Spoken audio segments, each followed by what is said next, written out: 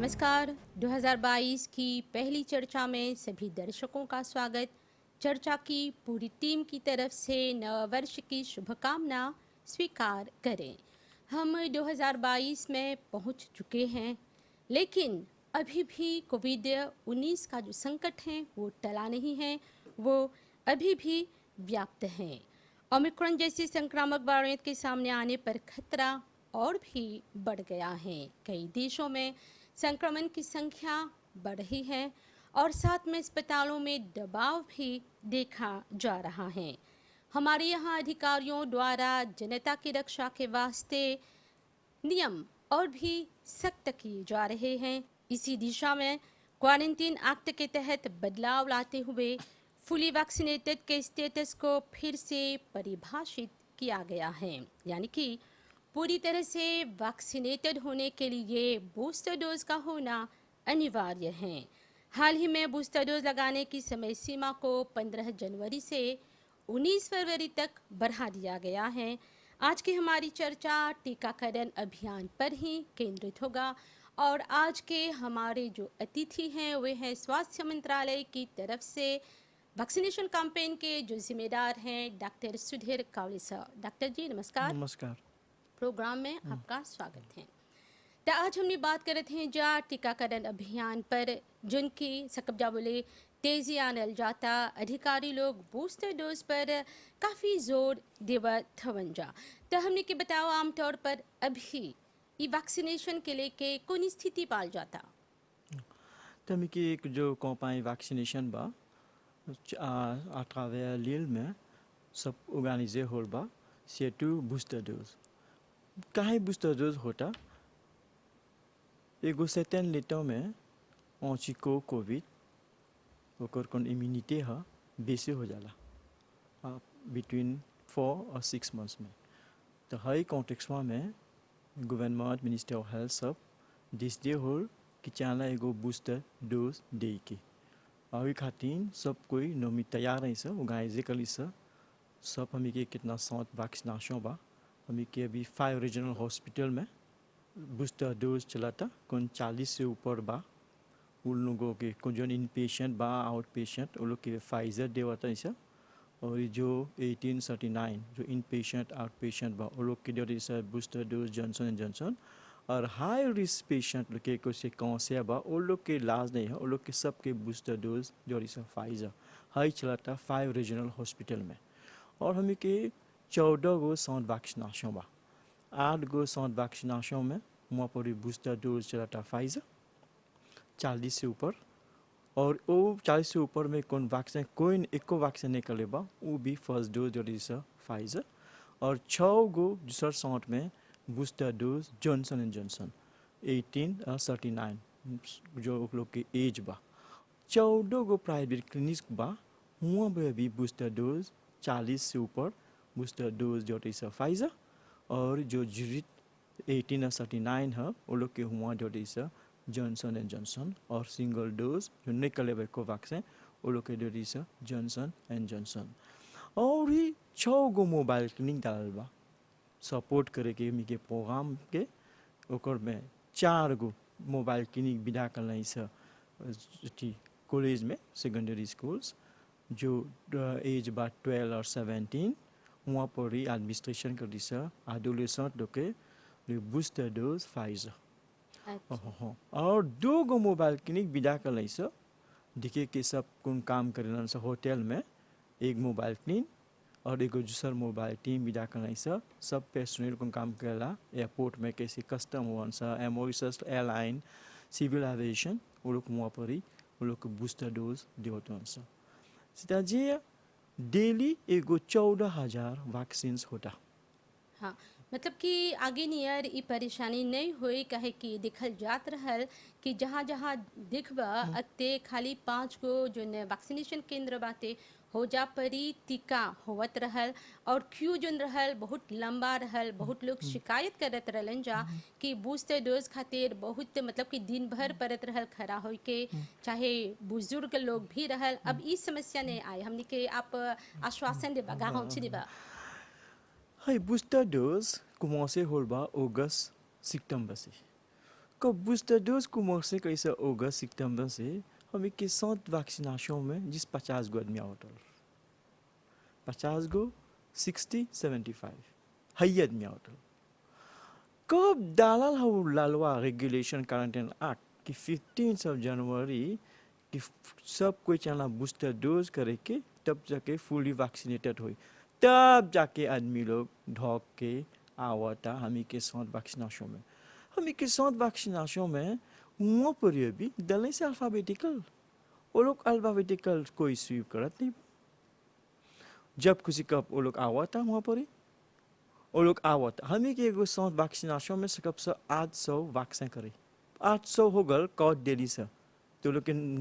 Definitive में हमें बोलब सकी तो लोग कल ये सा तो लोग वो लोग तो नहीं जाए खुदा घरे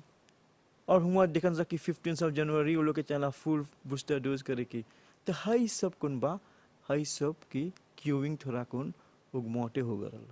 अच्छा अभी कब एक्सटेंड कर नहीं सा हम तो के बोला था आज जाके हम के साथ वैक्सीनेशन में देखा कंपेयर avec 5 दिन से आदमी बहुत कम थे बोला काहे પછી हम एक्सटेंड कर नहीं सा ना 19 फरवरी डेडलाइन में तो ओके हाँ। बढ़ा देवल गल बा वही खातिर खातिर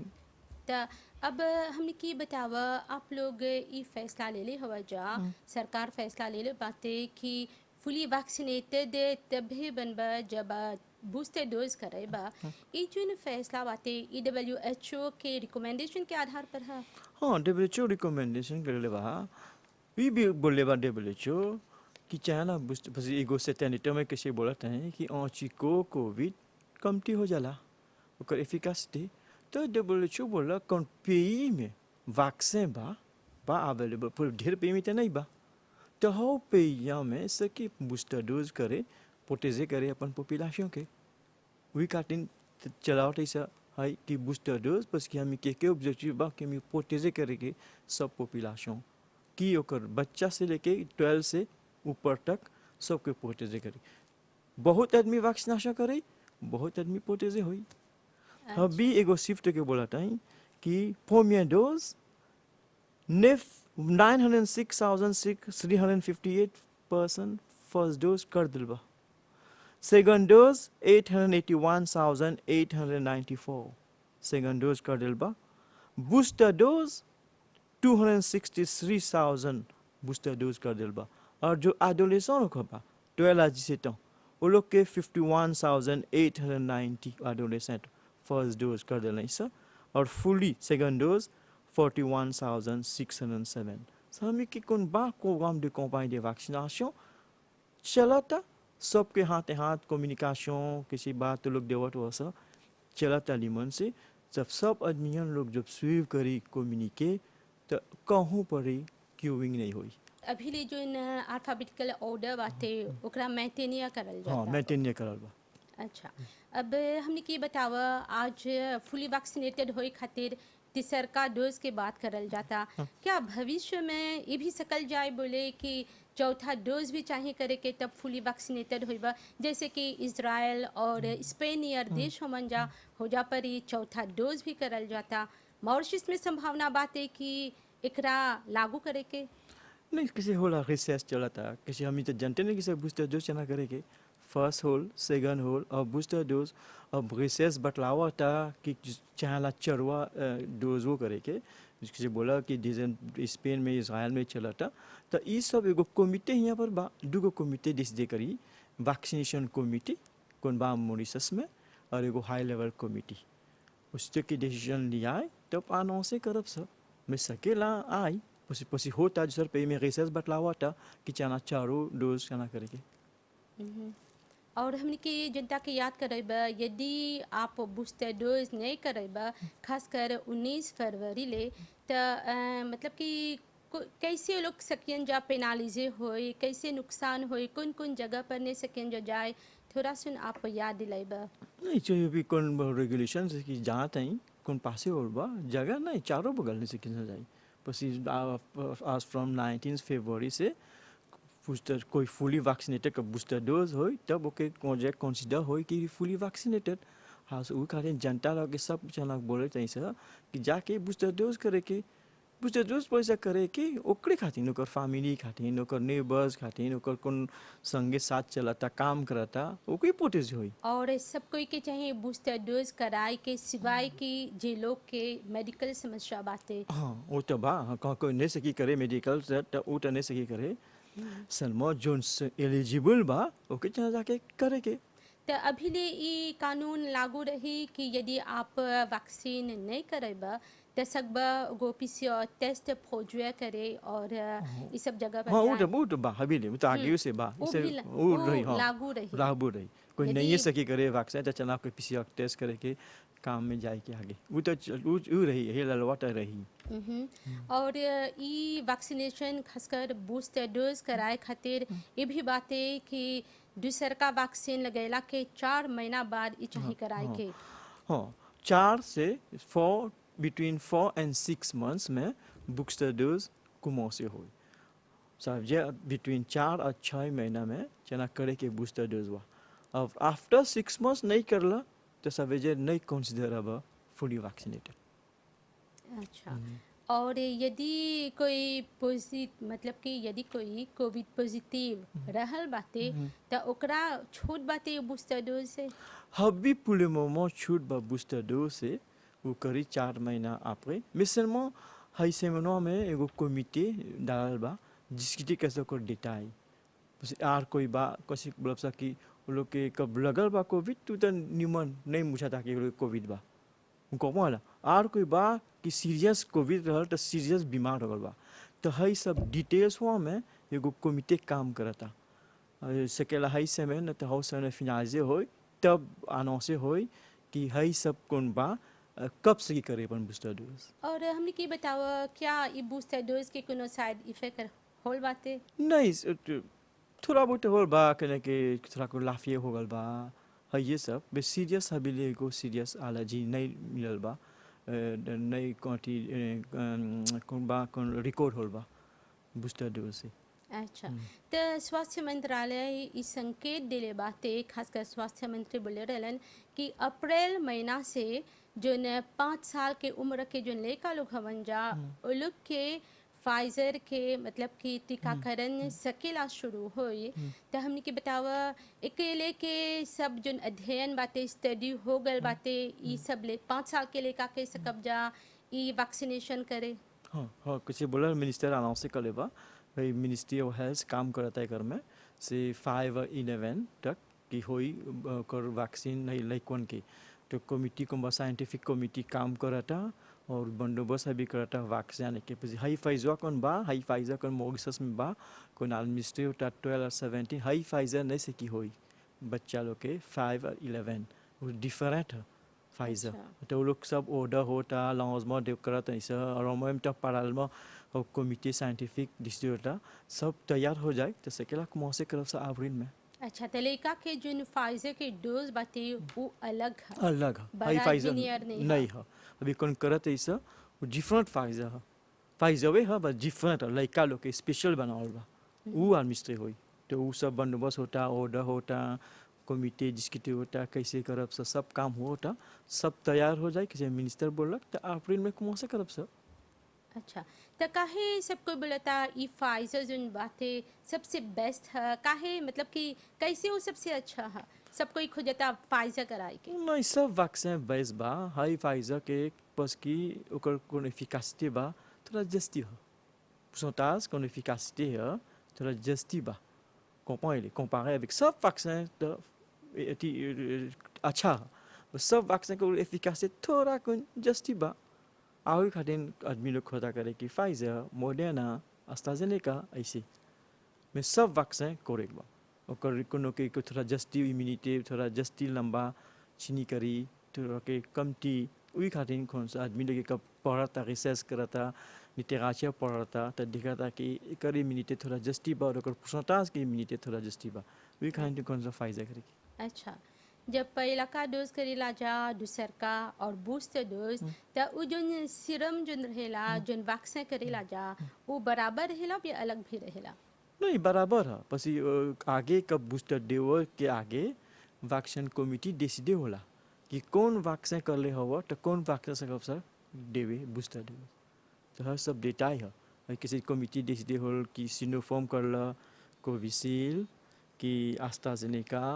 कि कोवैक्सीन और कि जॉनसन एंड जॉनसन से कब जॉनसन देवे और हाई लोग के से कब जॉनसन देवे न तो फाइजर देवे न तो मोडेना से कब देवे कमिटी सब डिसाइड होला मतलब कि मिक्स वैक्सीन करला पर कोनो आप नहीं, प्रॉब्लम नहीं है वो नहीं, बराबर रहेला। बराबर कोई प्रॉब्लम नहीं होला। अच्छा, तो ई वैक्सीनेशन कैंपेन के लेके और कुछ बोलबा मतलब कि और कौन ऑब्जेक्टिव रखले हवा जा तू लोग आगे? ऑब्जेक्टिव की चाहना कि बहुत आदमी कौन एलिजिबल बा अपन बूस्टर डोज चना करे के और जो नहीं कर ले बा एको डोज पोमियो डोज नहीं कर ले बा जाके चना करे के और कौन कर ले बा पोमियो डोज डिजेम डोज नहीं कर ले बा जाके करे के डिजेम डोज नहीं करी तब बूस्टर डोज नहीं सीखी हुई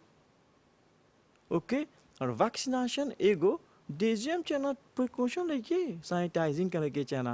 हाथ मास्क चना पहने के जब नहीं चाहिए तो नहीं चना लाफू में जाके और चना खिड़की सब खोले के वेंटिलेशन ये सब चना कोचने करे के दूगो जाफे तब जाके सब कॉम्बैट करे है वीरस के और मंत्रालय अपन जानकारी अभियान जारी रखता, जनता के सचेत करता कि वैक्सीनेशन कर साथ में सब सावधानी भी चाहेला बरते के। एग्जैक्टली हाँ मम्म। और अभी ये भी सवाल करे कहूँ खासकर जब अब फुली वैक्सीनेटेड तभी रबा जब बूस्टर डोज करेबा हाँ। त बिसेफ मोगिस में जैसे कि हमने के जोन पास बातें फुली वैक्सीनेटेड के त ई दिशा में अब कार्य शुरू हो गल बा फिर से सब अपडेटिंग करे खातिर। हाँ, कार्य शुरू हो गल बा अभी सैटरडे तक से क्या लगो 50,000 जो आदमी को बूस्टर डोज वहाँ पर डला गल बा कर बिसेफ मोगिस में सेकेंड से चेक करे तो tous les jours जाता ढेर आदमी अभी ढेर ऑफिसर लोग के मोबिलाइज कर रही सर तो वो लोग के डाला था बूस्टर डोज बेगो 50,000 सकेला आदमी लोग के बूस्टर डोज डाला गल बा बिसेफ मोगिस में सेकेंड से चेक करे पास वैक्सीन अपन टिकर के और सकब जब बोले मॉरिशन लोग जन हवन जा उन लोग बहुत रुचि इंटरेस्ट दिखावत हवन जा अभी बूस्टर डोज कराए में। हाँ बहुत दिक्कत है कि ढेर आदमी लोग इंटरेस्ट होता और किसी बोला तो तुम्हें क्यूइंग ढेर रहल तो ढेर आदमी लोग अभी ढेर इंटरेस्ट होता बस यहाँ वो लोग के अपन प्रोटेजिक होता करे कि कर फामी की चारों बगल और इस दे करियन से सेकंड रेजियो में नहीं सेकंड से जाए एक्सेस किसी हॉस्पिटल में नहीं सेकंड से एक्सेस करे एजुकेशन सेक्टर में नहीं सेकंड से एक्सेस करे और डूटिंग प्रोटेजे करे कि अपन फामी के नेबर्स लोग के और अपन लड़कों लोग के जना प्रोटेजे करे के आपको जाके ढेर इंटरेस्ट होता उनसे अपन बूस्टर डोज जाके करे के। और सकब जा बोले अभी जन मॉरिशन लोग हवन जा वो लोग कोऑपरेट करत हवन जा सहयोग करत हवन जा कहीं अपन वैक्सीन वो लोग करावत हवन जा हाँ ढेर सहयोग मिलता किसी एनजीओ लोग संगे इंडिविजुअल में भी कोऑपरेट करता और ईडीबी अभी इकोनॉमिक डेवलपमेंट बोर्ड बा बिजनेस मॉरिशस लोग बा मिक्सा लोग बा और इस सब डिफरेंट मिनिस्ट्रीज प्रेस एमबीसी ढेर कुछ में देवता कम्युनिकेशन पास करता कि जाके कहाँ कहाँ वैक्सीन सेंटर बा अल्फाबेटिकल कैसे बा और सबके कोऑपरेशन मिलल बा सबके किसी कोऑपरेशन मिली तब के प्रोग्राम सब कोई सीख से होई और सब कोई खुशी रही सबके पोते से होई। तो ये जन वैक्सीनेशन कैंपेन बातें कब तक जारी रहे? जब तक अभी के कौन बा कब ले खत्म नहीं हुई वायरस हमी के प्रोग्राम चलते रही अभी अब नहीं से कब से बोले कब खत्म हुई तो हमी के चना कौन बा WHO बोला करे के हमी के चना करते रहे के और कौन करते रहेगी। सब जन वयस्क लोग हवन जा आजिल लोग कर दियन जा तब जैन लोग भी करत हवन जा वो लोग के भी पूरा हो जाए जब लेका लोग भी पूरा हो जाए तो इस संभावना बातें जो 5 बरिस से जो नीचे के हवन जा वो लोग के भी मतलब कि कराए के आप लोगों को प्रोबेबिलिटी बातें काम होता है सर देश में WHO भी काम करता कौन रिसर्च करता उनसा साइंटिफिक लोग हबीले तो नहीं होल बा एक आध गो पे में समो हबीले काम होते बा उनिगो नेशनल लेवल कौन सब लेमोन में मे भी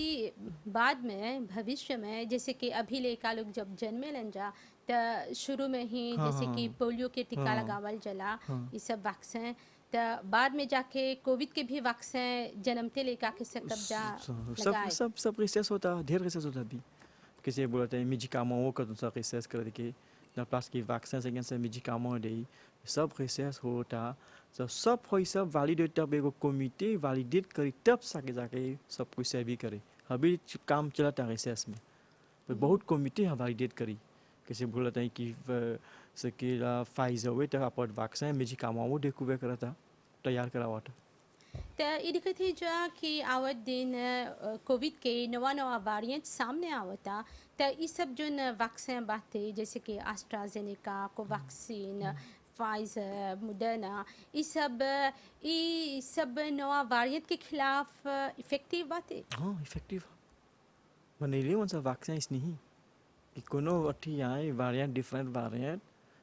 कि सकी कॉम्बैट करे विरिसवा के वो लोग के रिसर्च कर ले वन सा बस ये लोग का फोकस कर दिल बा कि हाई अल्फा बा बेटा बा कौन सा केला है सर वेरिएंट लोग सब तैयार करके रिसर्च करके तब जाके मिला कर सर वैक्सीन। और आप लोग के यहाँ ये जानकारी बातें डेटा बातें कि अभी ले बहुत से मॉर्शन हवन जा जिनके बिल्कुल वैक्सीन नहीं कर ले हवन जा थोड़ा सुन पुसौताज बातें आप लोगन के यहाँ। हाँ बस अप्रोक्सीमेटली एगो 76,000 से केला पे नहीं कर ले वन सा ओकर में कोनो बा कि नहीं एलिजिबल वन से मेडिकल और कोनो के कोविड होल बा और एग्जैक्ट सिर्फ नहीं बा कि कौन वो लोग नहीं कर ले वन सा मैं देखा था ऐसा कि थोड़ा थोड़ा हमें के साथ वैक्सीनेशन में आवत वन सा फाइजर करे वैक्सीन करे और आर थोड़ा बहुत वो लोग इंतज़ार कर रहा कब फाइजर आई तब करीब अपन फर्स्ट डोज वो भी देखा ऐसा आवत वन सा। हाँ और ये भी देखल गल बा कि बहुत से ऐसी लोग रहलन जा जिनकी नहीं बुलत रहलन जा वैक्सीन नहीं करियन जा पर दुर्भाग्यवश जब परिवार में ढेर कोई के मृत्यु होल और जे लोग के मृत्यु होल बहुत से लोग वैक्सीन नहीं करेले रहलन जा इस सब देखला के बाद अब बहुत से मॉर्शन भी हवन जा अब वैक्सीन करावत हवन जा। हाँ एग्जैक्टली हाँ अच्छा बोला कब दिक्कत हो सा कितना लापली पर कोई आदमी मरल बा मोइस में वैक्सीन नहीं कर ले रहलन सा और जैन लोग अभी कि आडल के छोड़ो जैन के भी तब दिक्कत हो सा लोग तब पढ़त हो सा देखत हो सा नहीं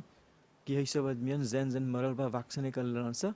तभी तो ढोक के आओ तो उनसे सब साथ वैक्सीनेशन में कौन जेनसवन लोग हवन सा वैक्सीन करे। तो डॉक्टर जी जैसे कि बोला 12 से 17 बरिस के लड़का लोग के टीकाकरण वैक्सीनेशन शुरू हुआ था तो थोड़ा सा बताओ आप लोग कैसे करत हो जा कैसे प्रोसीड करत हो जा। हाई काम कौन होता और कर दिशा मिनिस्ट्री ऑफ एजुकेशन संगे वो लोग संगे कमिटी डाल रहे हैं ऐसा वो लोग देवता कहाँ सकब सा करे कॉलेजवा में वो लोग रिलीज करता कॉन्वोक करता सब जिले के हर पागों लोग के कौन कॉलेज में वैक्सीन होता हाउ कॉलेज में जब कौन क्लास कौन से ने बा वही जिले होता वो भी और सब कॉलेज बंद बा दूसर जिले को नहीं कौन से ने है वो नहीं से कि एक्सेस है कॉलेज में और कौन जिले 1 से 12 और 17 ओके चला कंपनी करे के पागों संगे मतलब गार्डियन संगे और कौन बा एडोलेसेंट लोग कौन बा 12 और 17 वो लोग के चला आई कि बर्थ सर्टिफिकेट के साथ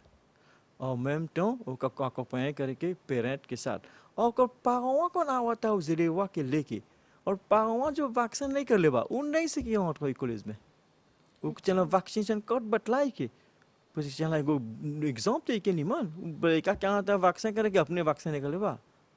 और सब तैयार होगा ऑर्गेनाइजेशन करने से स्ट्रिक्ट और के कौन से ने अल्फाबेटिकल में उस की एक्सेस है कॉलेज में सब सब जिले एक जिले में से की आई कौन से ने बा वो सक एनेटा बोलते इसे कौन अल्फाबेटिकल आवता है सब काम कौन होता सब काम का हिसाब मिनिस्ट्री ऑफ एजुकेशन संगे कौन दोनों साथ साथ काम कर सक कि प्रोग्राम सक्सेस हो और मैक्सिमम एडोलेसेंट जाके अपन वैक्सीन करी और सब कोई खुश है लाइक कौन लोग खुशी हो मिनिस्ट्री के कौन बा ऑफिशियल लोग मिनिस्ट्री एजुकेशन के पाओ लोग खुश है ये सब काम करने से तैयार करने से। तो डॉक्टर जी प्रोग्राम के आखिर में आ गए हैं जा अंत में आप जनता के कौन संदेश देवा जनता के है संदेश देवा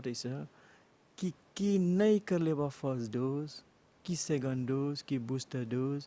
जाके हमें के साथ वैक्सीनेशन खुलल बा à travers l'île communiquer देखा जाके वैक्सीन करा जस्ती आदमी वैक्सीन करी जस्ती पॉपुलेशन प्रोटेजे हो सब आदमी निमन से गुड हेल्थ में रही मॉरिशन पॉपुलेशन सब कोई खुशी हो जाएगी।